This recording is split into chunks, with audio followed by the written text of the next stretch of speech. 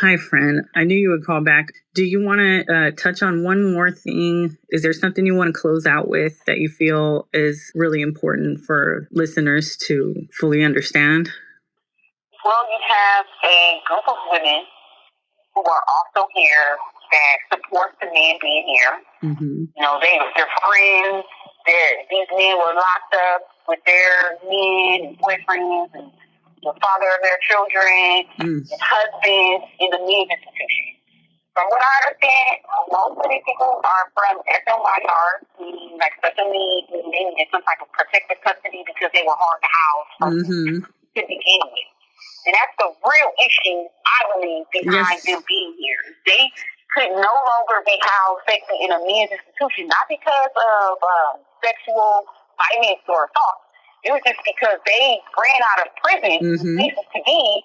They were having a hard time being locked up with mainline general population male inmates.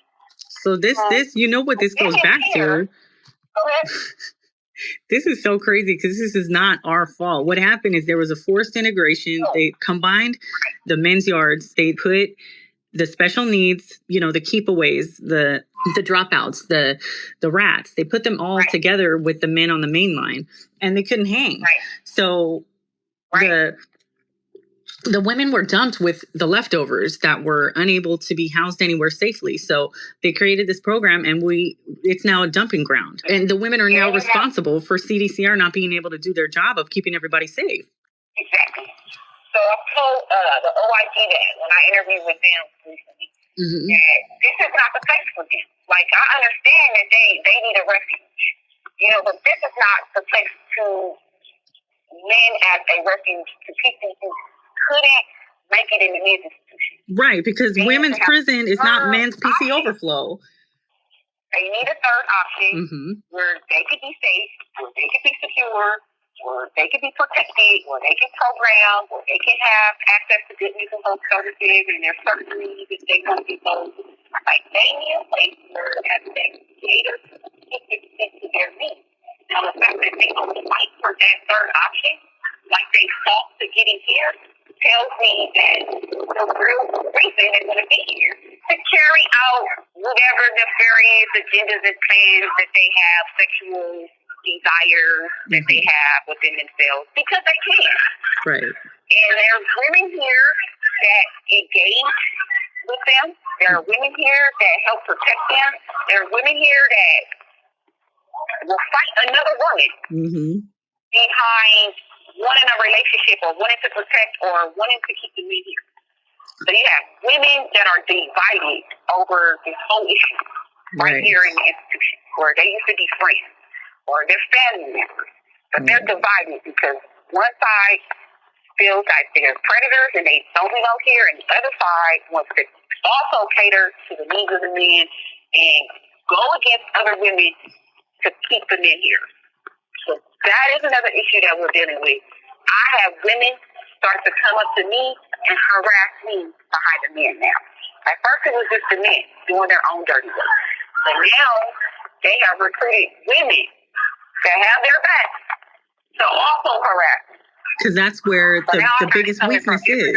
That division, I was just telling them when we were waiting for you to call back, that the division amongst the ranks is what's going to really be the death blow if we don't come together shoulder to shoulder. Like, women out here have to use this as an example. But we all know that there's a lot of unwell people inside that are completely dependent on the validation through a relationship with a man. It's almost impossible for certain people to live without it. I know it was hard for me for many years. I couldn't exist without a man. Right. And then you put somebody who hasn't healed from any traumas in a situation like this, and this is exactly what any normal person would expect to happen, you know? Well, it's like the woman that got pregnant by the man who beat the baby from her womb, and they buried it in the yard. Right. Then she got pregnant again, and he tried to beat that baby out of the womb. He knew that woman was crooked. He knew what her controlling crime was. He knew what type of pattern of behavior she may have. He studied her. And that person is prioritized over all. That person is like running the whole institution. Exactly. From access. Right. Right. So they know that women weren't going to allow men to coexist in here and cater to their needs and be in relationships with them and be in partnerships with them and be in cahoots with them. They knew that. Oh, yeah. All a setup for failure. Absolutely. Because once it's finished in there, they're going to try and start normalizing all this ultimate prioritization of predators in the free world. That's what's coming, just with all these pedo, pro-pedo, all this stuff. A lot of experimentation happens in prisons, especially female prisons, because it's contracting and it's a very independent eye. Nobody really knows what's going on here. A lot of things happen to us here. We treat them easy, those are different fighting programs and trials. Because they want to see how this would look out in the free world. How would this look in society? How would this look in a marginalized community? Can we integrate space there? This type of program there? Can we make everything intersect in gatherings, in schools, in gyms, in sports teams? They want to see how does it play out here first so that they can continue to convince people using skills and the guise of civil rights to get them to embrace and accept this in larger society. And it's just... Well, was there any questions, Stephanie?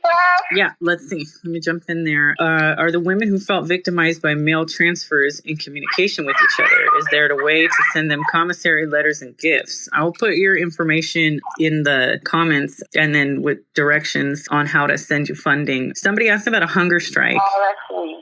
You know how I feel about that. That would be amazing. But there's a real problem with getting women to do stuff collectively. Yeah. They're so scared of that word. You would never get the cooperation of enough women here right. to engage in a hunger strike. I used to ask if we could do a hunger strike on Friday nights. Can we just do it on a surimi pasta night? Can we just do it on, the worst dinner? Can we just do that?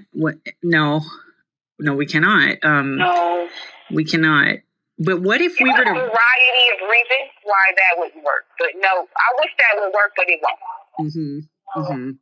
And what if we rebranded it and had it like a fast? You think if it was a different terminology, people might be more into it, possibly go for it? Probably not, huh? No. The flesh is weak. You know what I'm saying? Especially in here. Yeah. Like canteen.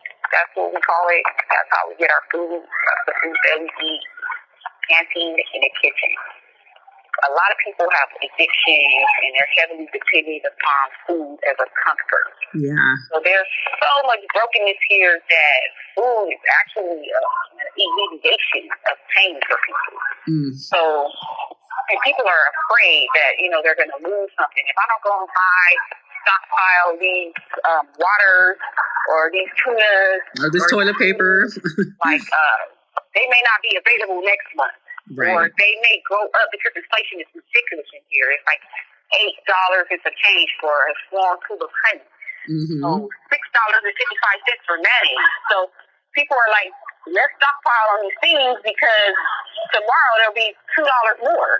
Right. So it's just a variety of reasons why fast or hunger strikes just won't work. It is just not, this community and the environment, the way that it's set up is not conducive to that.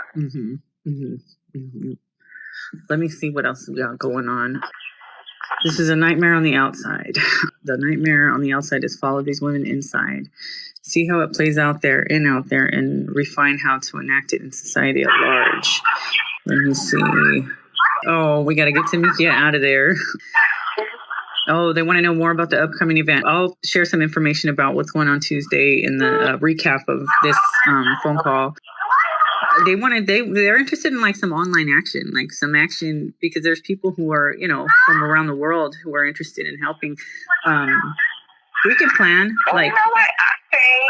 People can bring us ideas. Like we've kind of done everything that we know to do, and we're super creative, and we think out of the box a lot. But we're only a few people, right? And we actually need fresh ideas from other people. Like, I would love to see somebody get on my GTL, link with me, and say, hey, Cynthia, what do you think about this idea? What do you think about that? Like, I had one person, it was for my freedom, create this, what he called a gap, where he got about 40 people together, and they made phone calls, and they wrote letters, and they sent emails all in a small space of time, like in a 3-day period, and they just inundated different prison officials with a demand for my early parole that I'm eligible for, that I fit the criteria for, that I should have been going home on a commutation signed by Governor Newsom a long time ago. Right. So he put that together, and it was effective because I saw some change, and I saw some conversations develop with staff that I hadn't had before, and I saw movement. So something like that is a good idea, but anything fresh that we haven't done already, people are more than welcome to link up with me on GCL, connectnetwork.com, gettingout.com. Amy, you can show them how to link with me. I'll put all that information in the... Bring me some ideas. And we can work together. I love collaborating with different people, different organizations. I work with Care Not Cages, sometimes Sisters in Solidarity, Woman to Woman, different organizations all the time. I'm open to working with anybody as long as they're respectful of us, the women, and what we're here for. We know that there's a ton of different issues in the institution with different people, different problems. But we only can take one step at a time. So it's like, let us have our moment to try to rectify this problem that women are having, and then we'll be better for other moments to help other people. Right. So when we're coming in, we can't be inundated with too many different issues because this is the space for us, it's for our opportunity and for our specific pain and suffering. Right, and I have to prioritize this. I can't think about nothing else but this. I'm willing to work with them. This is my hell. I can't even focus on any other issues until this stops. I've already died on it, got resurrected, and I'm about to die on it again. For real, like I will just keep plunging that sword into the center of me because I can't. I don't see. I can't see anything but this. I can't even. All praise. Well, friend, you had over 32 people listening for this whole time, so that's a good number. I'm gonna recap for everybody, and I'll give them your contact information, and I'll show people how they can get in touch directly with you through GTL, because I think that would be some good brain food for you. I love you. Why don't you give me a call tonight, because it's about to get really crazy schedule wise. So give me a call tonight, and I'll tell you how the recap is, and I'll send you some screenshots. Okay? Be brief, baby. All right. All right to the Most High. I love you, friend.